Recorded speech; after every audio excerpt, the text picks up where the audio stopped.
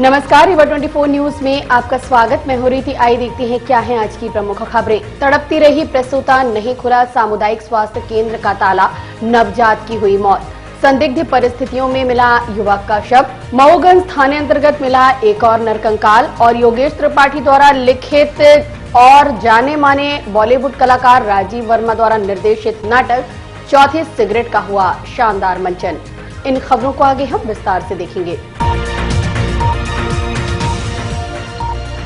रीवा की मनिकवार उप स्वास्थ्य केंद्र से लापरवाही की तस्वीर सामने आई है, जहां प्रसव कराने के लिए 108 के माध्यम से स्वास्थ्य केंद्र पहुंची महिला व परिजन जब पहुंचे तो देखा कि स्वास्थ्य केंद्र में ताला जड़ा हुआ था।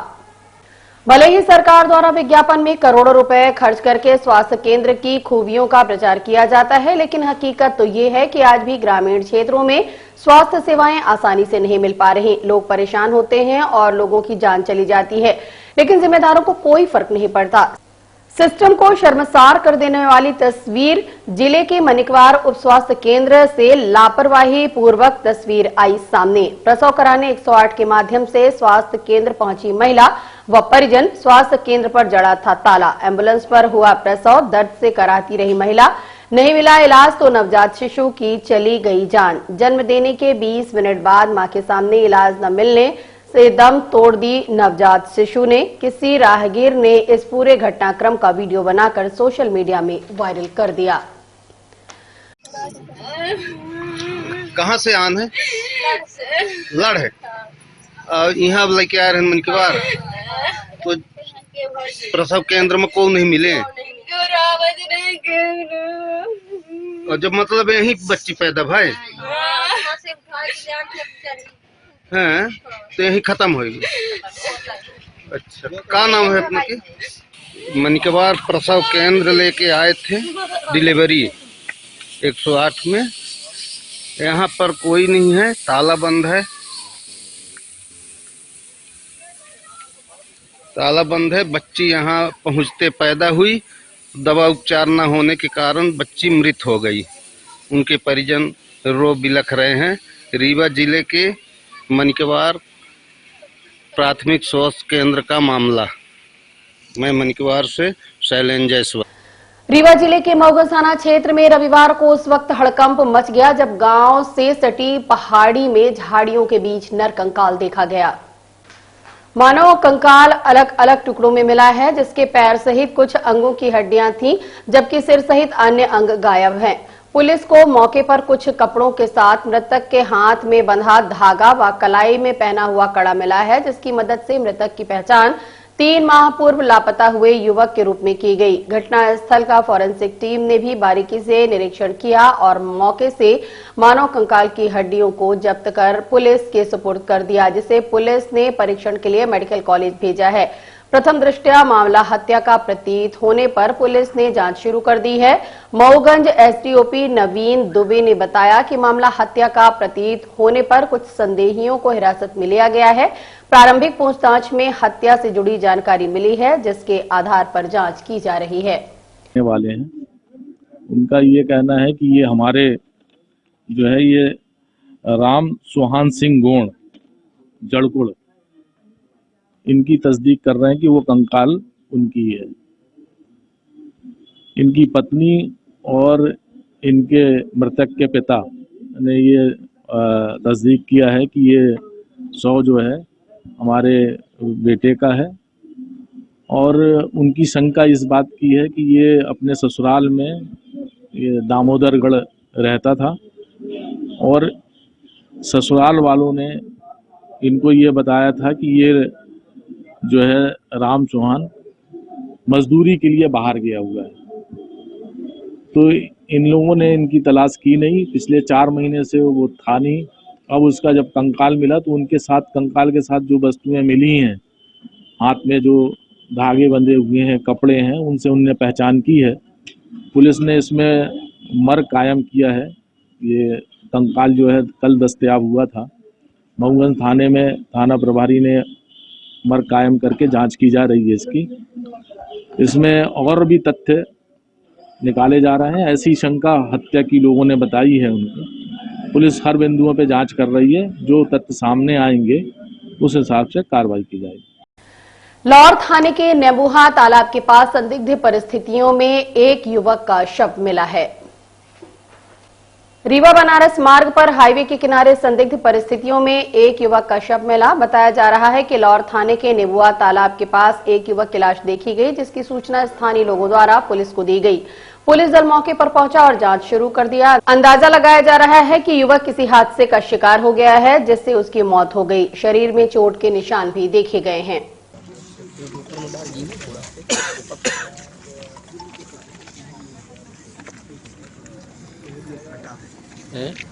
18 दिसंबर की शाम रीवा के कृष्णा राज कपूर ऑडिटोरियम में योगेश त्रिपाठी द्वारा लिखित नाटक चौथी सिगरेट का शानदार मंचन हुआ।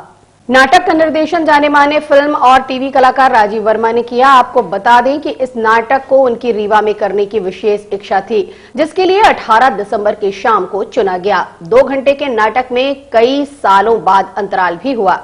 इसके पहले रीवा में साल 1999 में आलोक चटर्जी के नाटक महानिर्वाण में अंतराल रखा गया था। आज की इस भागती जिंदगी में हिंदी नाटकों में इस समय अंतराल की व्यवस्था खत्म कर दी गई है, लेकिन नाटक इतना सशक्त था कि 10 मिनट के अंतराल के बाद भी 2 घंटे की प्रस्तुति को दर्शकों ने अपलक देखा और जोरदार तालियों से कलाकारों का सम्मान किया। नाटक को लेकर शैलेंद्र द्विवेदी ने निर्देशक राजीव वर्मा से बात की। नेता श्री राजीव वर्मा जी, और आपका अक्सर रीवा आना जाना लगा रहता है और हम सबका सौभाग्य है कि आज हमारे बीच एक बार फिर से हैं और एक नए नाटक के साथ आए हैं। सर, क्या है इस नाटक में और कैसा है ये नाटक? सबसे पहले तो मैं आप सबको बहुत बहुत धन्यवाद दूंगा कि आपकी बदौलत, आपके ज़रिए मैं अपने दर्शकों से, अपने चाहने वालों से और रीवा की इस रंग प्रेमी जनता से बात करना चाह रहा हूँ, बात करना मेरे लिए संभव हो सका है। रीवा में मेरा मेरा ख्याल में चौथा विज़िट है और हर बार मैं रंगकर्म या नाट्य उत्सव के सिलसिले में ही आया हूँ। एक मरतबा तो मैं यहीं से सीधी गया था, सीधी में एक नाट्य उत्सव था उसमें, और लौट के फिर मैं रीवा रुका था और यहाँ पर फिर लोगों से मिलना जुलना, आप लोगों से बातचीत, ये सब चलती रही। ये नाटक जो है विशेष तौर से मैं यहीं लाना चाहता था। उसकी मेरी बहुत इच्छा थी कि रीवा में इसका एक प्रस्तुति की जाए, क्योंकि ये नाटक रीवा के ही एक आपके लोकप्रिय लेखक रंगकर्मी श्री योगेश त्रिपाठी का लिखा हुआ है। और विशेष बात यह है कि ये नाटक जो है साहित्य परिषद दिल्ली ने पुरस्कृत भी किया है। वहाँ पर भी उसका एक शो हुआ था दिल्ली में, वो वहाँ किसी संस्था ने किया था। मेरा ख्याल में पूना में भी किसी ने इस नाटक को किया है। और जब ये नाटक की रचना हो रही थी उसके दौरान योगेश से मेरी बात होती रहती थी, हम लोग चर्चा करते थे उसके कथानक पर, उस पर क्या है।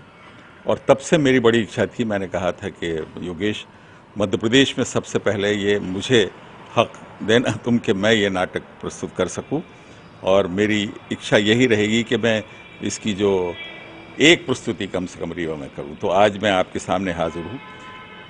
ये नाटक जो है वैसे तो एक तरीके से कहें कि ये हमारे समाज में, हमारे देश में, बल्कि पूरे दुनिया में ये इसका कथानक जो है घोस्ट राइटिंग पर है। और ये कथानक एक ऐसा है जो सारे दुनिया में फैला हुआ है, उस पर कोई ऐसी बात नहीं है, नई बात नहीं है। लेकिन इसको नाटक के रूप में दर्शकों के सामने प्रस्तुत करना और इस कड़वे सच को एक तरीके से इस एक सुंदर रचना में पिरोना बहुत कठिन काम है। और ये एक लेखक का मेरा ख्याल में एक जिगरा ही है जो ऐसी कथानक को उसने पेश किया है। और मुझे बहुत मज़ा आया। इसकी पिछली 2 प्रस्तुतियाँ भोपाल में ही की हमने। एक हमने शहीद भवन में की थी, एक रविंद्र भवन में की थी, और दोनों वक्त हमें दर्शकों का इतना भरपूर प्यार मिला है और उनको बांधे रखा है इसने। जबकि नाटक की लेंथ ज़्यादा है, तकरीबन 2 घंटे की नाटक की लेंथ है, इसलिए मैंने 10 मिनट का मध्यांतर ही रखा है इसमें। मुझसे कहा लोगों ने कि साहब मध्यांतर मत रखिए, क्योंकि आजकल प्रथा ख़त्म हो गई है जी, क्योंकि लोग उठ के चले जाते हैं। तो मैंने कहा यही मुझे देखना है। अगर ये नाटक बांधे रहेगा तो लोग नहीं जाएंगे, भले 3 घंटे का नाटक हो। और वही हुआ। लोग उसमें से कई लोग तो अपनी सीट छोड़कर वॉशरूम तक नहीं गए हैं, क्योंकि इसका कथानक इतना बांधे रखता है। अगर आप लोगों को समय होगा, वैसे अमूमन पत्रकारों को इतना समय होता नहीं है आजकल कि वो बैठ के पूरा नाटक देखें, तो लेकिन फिर भी मैं चाहूँगा कि आप लोग देखें, क्योंकि इसकी आप लोगों के पास चुनौती से आपकी शुरुआत हुई टीवी सीरियल जी, और उससे फिर बाद में मैंने प्यार किया और बड़ी बड़ी फिल्में, जी, सब कुछ। रंगमंच और फिल्म के बीच आप क्या सामंजस्य बिठाते हैं? कैसा आपको क्या फर्क, कहाँ संतुष्टि मिलती है आपको? देखिए, संतुष्टि तो हमको थिएटर में ही मिलती है एक तरीके से कहें, लेकिन ये तीनों विधाएं अलग अलग हैं।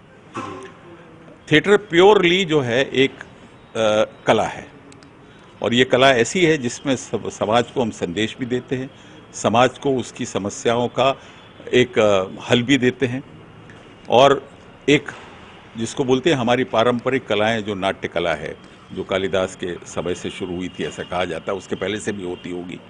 भरतमुनि ने, तभी हमारे यहाँ नाट्य शास्त्र को 5वां वेद कहा गया है, तो शुरुआत तो वहाँ से हो जाती है। तो ये एक अलग चीज़ है।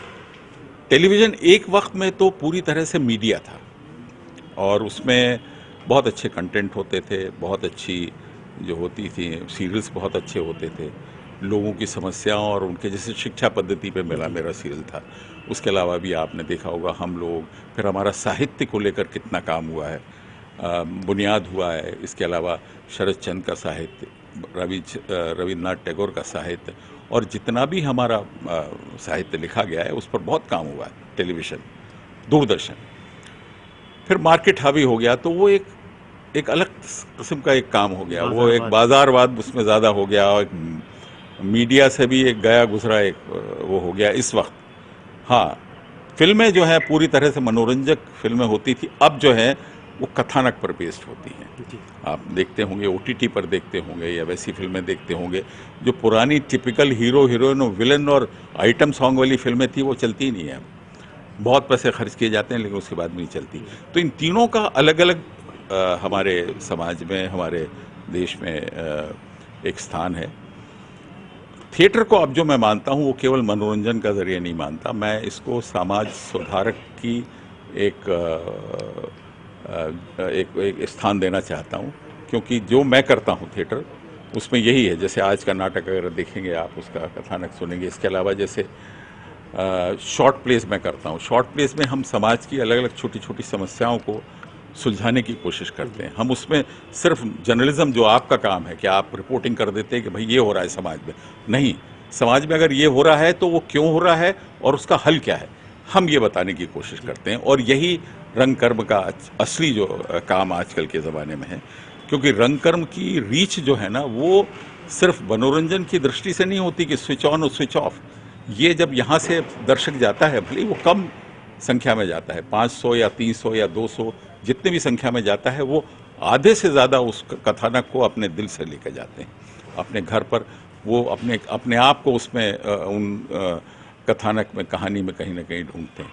तो ये मेरा मैं सोच रहा हूँ कि अब जो बाकी वक्त है वो इसी तरह से मैं अपना भी आनंद लूँ, लोगों को भी कुछ आनंद भी दूँ और कुछ समझाइश भी दूँ। सर, रंगमंच में अब नए नए लड़के आ रहे हैं। इस बीच ये भी हुआ है कि कुछ लोगों का कहना है कि स्तर गिरता जा रहा है नाटकों का, तो ये जो सरकार मदद कर रही है, ग्रांट दे रही है, और इस पर क्या कहेंगे? नहीं, स्तर तो नहीं गिर रहा मेरे ख्याल में। देखिए, नीतियाँ शासन की, जैसे अब इस समय हमारा अमृत काल चल रहा है स्वतंत्रता संग्राम का, तो उस पर बेस्ड नाटक आ रहे हैं। अब उसमें क्या है, ज़्यादा तादाद में आ रहे हैं, तो उसमें फिर कथानक या कहानियाँ उस तरह की ढूंढनी पड़ रही हैं, क्योंकि पुरानी ऐतिहासिक कहानियाँ या पुराने हमारे स्वतंत्रता संग्राम सेनानियों पर तो हमें पता है, लेकिन देश भर में इतने सारे स्वतंत्रता संग्राम सेनानी हैं जिनके बारे में कोई नहीं जानता, अनसंग हीरोज़ जिनको बोलते हैं। तो उनको ढूंढकर उनके बारे में उनकी कथाएं, उनके जीवन से जुड़ी हुई, स्वतंत्रता संग्राम से जुड़ी हुई क्या क्या कथाएं हैं, उनको लेकर नाटक बनाए जा रहे हैं। उन नाटक के लेखन में कहीं कमज़ोरी है, और चूँकि तादाद करने वालों की ज़्यादा हो गई है, तो उनकी प्रॉपर ट्रेनिंग या प्रॉपर ग्रूमिंग जो है, उसके लिए भी सरकार को एक अलग एक तरीके से एक अलग वो चलाना चाहिए, जिससे कि वो जो कर रहे हैं, क्योंकि अब देखिए, ये तो जैसे अंकित, हमारे आपके यहाँ के अंकित मिश्रा हैं या और भी जो लोग हैं, वो ट्रेंड होके आए हैं, तो उनको मालूम है कैसे होता है। गुड़ सामुदायिक स्वास्थ्य केंद्र में एनजीओ संचालिका और बीएमओ के बीच हुए विवाद के चलते आज बीएमओ और उनकी पत्नी ने एक पत्रकार वार्ता आयोजित की। 13 दिसंबर को गुड़ सामुदायिक स्वास्थ्य केंद्र में एनजीओ के कुछ सदस्य कैंप के उद्देश्य से वहां पहुंचे थे, जहां मामूली सी बातचीत को लेकर गहमा गहमी बढ़ी और उसके बाद मामला मारपीट तक पहुंच गया। उसके बाद दोनों पक्षों ने थाने में आवेदन दिया और अपनी बातें सामने रखी, लेकिन मामले में मोड़ तब आ गया जब इसका राजनीतिक इस्तेमाल किया जाने लगा। कुछ तथाकथित चैनलों ने अपशब्दों का प्रयोग भी इस दौरान किया है। डॉक्टर अर्चना सिंह ने कहा कि इससे उनके सम्मान को ठेस पहुंची है। उन्होंने तो उस लड़की की मदद करनी चाहिए थी, लेकिन उसने सारी हदें पार कर दी। उन्होंने कहा कि उनके पति द्वारा कोई मारपीट नहीं की गई। वहीं अपनी सफाई पर डॉक्टर कल्याण सिंह ने भी अपनी बातें सामने रखी हैं। उन्होंने कहा कि जिस तरह से उन्हें बदनाम करने की साजिश की जा रही है और राजनीतिक रसूख का इस्तेमाल किया जा रहा है, इन्हीं सबसे व्यथित होकर आज कल्याण सिंह और उनकी पत्नी डॉक्टर अर्चना सिंह, जो कि जनपद अध्यक्ष भी हैं, एक पत्रकार वार्ता आयोजित की और पूरे मामले पर अपना पक्ष रखा। क्या कहना है, जानने के लिए चलते हैं सीधे पत्रकार वार्ता में। सुनिश्चित करेंगे कि उनका बीपी शुगर इतना होना चाहिए। अगले दिन सुबह 8 बजे सामुदायिक स्वास्थ्य केंद्र गुड़ से एक बस आएगी जिनसे उन मरीजों को लाया जाना है। इसमें कहीं मेरी ड्यूटी नहीं लगाई गई। पहली बात, मुझे कोई सूचना नहीं दी गई। दूसरा, जो घटना घटित हुई है जिसमें वो लोग थे, एक महिला और 5 पुरुष थे, उनकी भी कोई सूचना सामुदायिक स्वास्थ्य केंद्र गुड़ को नहीं थी कि कोई इस तरह के लोग आएंगे और यहाँ कैंप लगाएंगे। और आदेश में भी उनके द्वारा कैंप लगाए जाने का कोई उल्लेख नहीं है। उन लोगों ने मेरे पास आके, महिला ने डायरेक्ट मुझे हड़काना शुरू कर दिया। बोलने लगी कि आपने यहाँ कोई व्यवस्था क्यों नहीं करके रखी है। मैंने कहा, मैडम किस तरह की व्यवस्था? यहाँ तो रोज़ के रूटीन में जो व्यवस्था रहती है वो व्यवस्था ऑलरेडी यहाँ पे है कि आपने टेंट नहीं लगवाया, आपने कुर्सी नहीं लगवाई, दरी नहीं बिछवाई। मैंने कहा, आप हैं कौन? आप अपना परिचय दीजिए, या कोई ऐसा आदेश यदि आपके पास है यहाँ कैंप लगाने का तो आप मुझे वो आदेश दिखा। बार बार मांगने के बावजूद उस महिला ने मुझे कोई इंट्रोडक्शन नहीं दिया। फिर उसके बाद वो जो वीडियो है, इतना उसमें सारा एडिट है, आप देखेंगे। एक 6 सेकंड का वीडियो, उसमें एक लड़का दूर खड़ा हुआ मुझे गाली दे रहा है, तो मैं उसकी तरफ ये कहते हुए बढ़ रहा हूँ कि क्या आप यहाँ गुंडई करने के आए हैं? तो वो महिला बीच में आके मुझे धक्का देते हुए ये बोलती है कि आप आइए, मुझे मारिए, मुझे मार के दिखाइए। मतलब उस लड़की का बचाव कर रही है वो, और ये चाह रही है कि मैं उससे भिड़ूँ और उतना वीडियो बन के वो कहीं दिखा सके। फिर उसमें आगे जो वीडियो दूसरा आया है एडिट करके, उसमें एक महिला मरीज ये भी कह रही है कि क्या आप लोग यहाँ कैंप लगाने आए हैं कि गुंडई करने के लिए आए? ये मेरी वर्डिंग नहीं है, ये वहाँ मरीज कह रहे हैं। जब वहाँ खड़े हुए मरीजों ने ये देखा कि एक अधिकारी के ऊपर इन्होंने हाथ उठा दिया है, तो वही मरीज उनके ऊपर टूट पड़े। कोई कर्मचारी उसमें नहीं टूट रहा। उन्हें अच्छा नहीं लगा, जिसके कारण उन्होंने उन्हें मारना फिर शुरू किया। ये वहाँ की घटना है। मैं उसके बाद फिर थाने गया हूँ। थाने में टीआई साहब को फ़ोन लगाया, टीआई साहब थाने में नहीं थे। उन्होंने 2 आरक्षक भेजे हैं और आरक्षक भी उन्हें समझाए, उसके बावजूद वो नहीं मानी है। एक षड्यंत्र करके कुछ गांव के लोग भी इन्वॉल्व थे जो उन्हें लेके आए थे। उन्होंने मेरे ऊपर इस तरह का एक केस दर्ज करवा दिया। मेरे द्वारा भी आवेदन दिए गए, लेकिन उसमें कोई सुनवाई आज दिनांक तक नहीं रही है। मैं न्याय मांग रहा हूँ, क्योंकि मैं शासकीय कार्य में था और ऑलरेडी अपना काम कर रहा था, ओपन स्पेस था, तो मुझे भी उसमें न्याय मिलना चाहिए जैसा मैंने आवेदन दिया। एक पक्षीय कार्रवाई ना हो। विश्वविद्यालय रीवा 500 छात्रों का भविष्य अंधकार में हो रहा है। इस संबंध में बीके माला एडवोकेट ने छात्रों के हितों को ध्यान में रखते हुए माननीय महामहिम राज्यपाल महोदय, साथ ही कुलपति अवधेश प्रताप सिंह विश्वविद्यालय रीवा जिला अधिवक्ता संघ स्टेट बार को भी पत्र लिखा है। अवधेश प्रताप सिंह विश्वविद्यालय रीवा के बीए एलएलबी संकाय की संबद्धता वर्ष 2006-07 का नवीनीकरण न होने के कारण मध्य प्रदेश राज्य अधिवक्ता परिषद जबलपुर द्वारा बीए एलएलबी के छात्रों का पंजीयन आवेदन अमान्य कर दिया और पत्र के माध्यम से विश्वविद्यालय को पत्र प्रेषित करते हुए उल्लेख किया है कि आपकी विधि संकाय का संबद्धता नवीनीकरण 2006-7 न होने के कारण विधि के आवेदन अमान्य हो जाते हैं। साथ ही आपके द्वारा वित्त संकाय के नवीनीकरण की कार्यवाही करके उसकी सूची स्टेट बार जबलपुर को प्रेषित करें। इस संबंध में विश्वविद्यालय रीवा 500 छात्रों का भविष्य अंधकार में हो रहा है। विधि संकाय की महाविद्यालय की संबद्धता होनी चाहिए। संबद्धता का नवीनीकरण विश्वविद्यालय नहीं कराया है। उससे विधि संकाय में उत्तीर्ण छात्रों का जो जिला अधिवक्ता संघ में ये स्टेट वार एग्जाम होता है, ऑल इंडिया वार एग्जाम होता है, उस एग्जाम में वो बच्चे जब इनरोलमेंट कराने गए तो उनका पंजीयन निरस्त हो गया। तो वहां पता चलता है कि अवधेश प्रताप विश्वविद्यालय की जो विधि संकाय के पाठ्यक्रम है वो 6-7 से वहां संबद्धता का नवीनीकरण नहीं कराया गया है।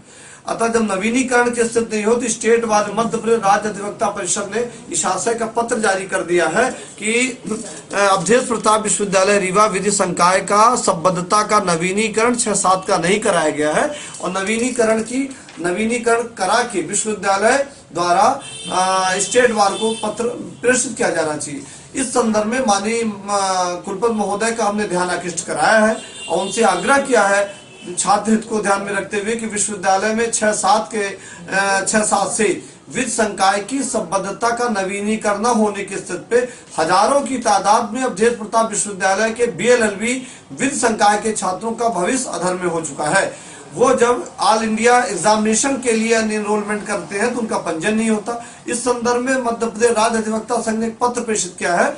उस आधार में उन्होंने लिखा है कि आपके यहाँ का नवीनीकरण नहीं है। अतः विश्वविद्यालय छात्र हित को ध्यान में रखते हुए छात्रों के जो महाविद्यालय के नवीनीकरण की प्रक्रिया अपनाई जाए और नवीनीकरण की प्रक्रिया की संबद्धता की एनओसी की कॉपी संबंधित स्टेट बार को उपलब्ध कराई जाए ताकि छात्रों के फॉर्म इनरोल हो सके।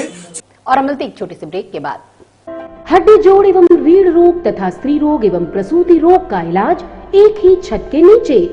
विघ्नहर्ता hospital and trauma centre, hotel landmark के पास, रतहरा, रीवा। डॉक्टर संतोष सोनी, पूर्व चिकित्सक, बॉम्बे हॉस्पिटल, मुंबई। हड्डी जोड़ एवं रीढ़ रोग विशेषज्ञ, छोटे चीरे एवं दूरबीन विधि द्वारा हाथ तथा पैर की हड्डियों का ऑपरेशन। गठियाबात, जटिल एवं बिगड़े हुए फ्रैक्चर का बेहतर इलाज करते हैं डॉक्टर संतोष सोनी। विघ्नहर्ता हॉस्पिटल ट्रॉमा सेंटर में ही स्त्री एवं प्रसूत रोग विशेषज्ञ डॉक्टर शैलजा सोनी भी उपलब्ध हैं, जिनकी देखरेख में नॉर्मल डिलीवरी, सिजेरियन ऑपरेशन एवं बच्चेदानी से संबंधित ऑपरेशन की बेहतर सुविधा। संतानहीन दंपत्ति तत्काल संपर्क करें। विघ्नहर्ता hospital and trauma centre, hotel landmark के पास, रतहरा, रीवा। सुविधाजनक एवं सफल इलाज हेतु आज ही संपर्क करें। विघ्नहर्ता hospital and trauma centre, hotel landmark के पास, रतहरा, रीवा। मोबाइल नंबर 7828781983 अथवा 8462956774। संविदा स्वास्थ्य कर्मचारियों ने विभिन्न मांगों को लेकर मुख्यमंत्री के नाम ज्ञापन सौंपा है। संविदा कर्मचारियों का कहना है कि स्वास्थ्य परिवार कल्याण विभाग के अंतर्गत राष्ट्रीय स्वास्थ्य मिशन मध्य प्रदेश में लगभग 32,000 संविदा स्वास्थ्य कर्मचारी कार्यरत हैं, जो पिछले 20 वर्षों से काम कर रहे हैं, जिन्होंने कोरोना महामारी के माध्यम से अपनी जान हथेली पर रखकर लगातार स्वास्थ्य सेवाएं दी हैं, जिनमें से कई तो उस दौरान काल के गाल में समा गए। मध्य प्रदेश शासन द्वारा संविदा कर्मचारियों के लिए कैबिनेट ने 5 जून 2018 की नीति सामान्य प्रशासन विभाग द्वारा जारी की थी।